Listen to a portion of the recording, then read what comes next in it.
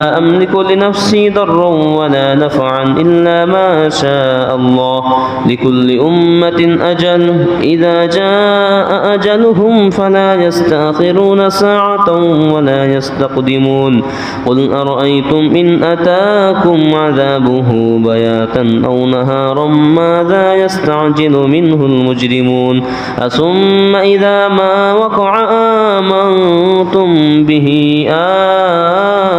الآن وقد كنتم به تستعجلون ثم قيل للذين ظلموا ذوقوا عذاب الخلد هل تجزون إلا بما كنتم تكسبون সূরা ইউনূস আয়াত সংখ্যা 42 থেকে নিয়ে 52 পর্যন্ত।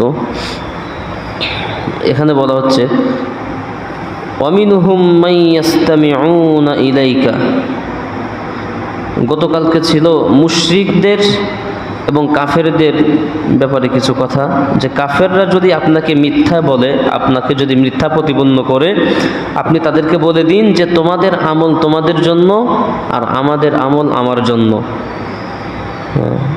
এভাবে আপনি তাদেরকে উত্তর করে দিন। এরপরে বলা হচ্ছে যে এই কাফেরদের মধ্যে কিছু লোক রয়েছে এমন, ওয়ামিনহুম মান ইয়াসতামিউনা ইলাইকা, যারা আপনার কথার প্রতি তারা কান পেতে থাকে, যে দেখি মুহাম্মদ কি বলে, দেখি কি বলে, আপনার কথার প্রতি তারা এভাবে কান লাগিয়ে থাকে।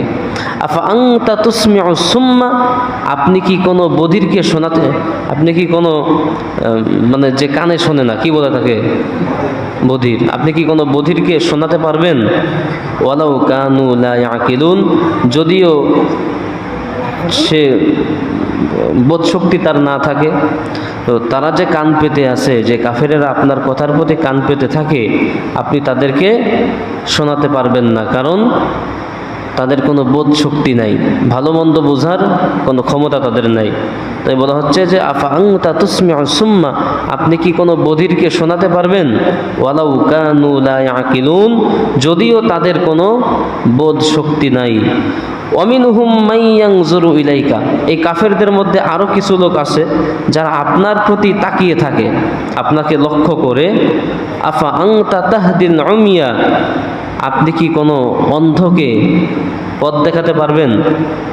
তারা যতই আপনার দিকে চেয়ে থাকুক না কেন, তাকিয়ে থাকুক না কেন, আপনি কি কোনো অন্ধ ব্যক্তিকে পথ দেখাতে পারবেন?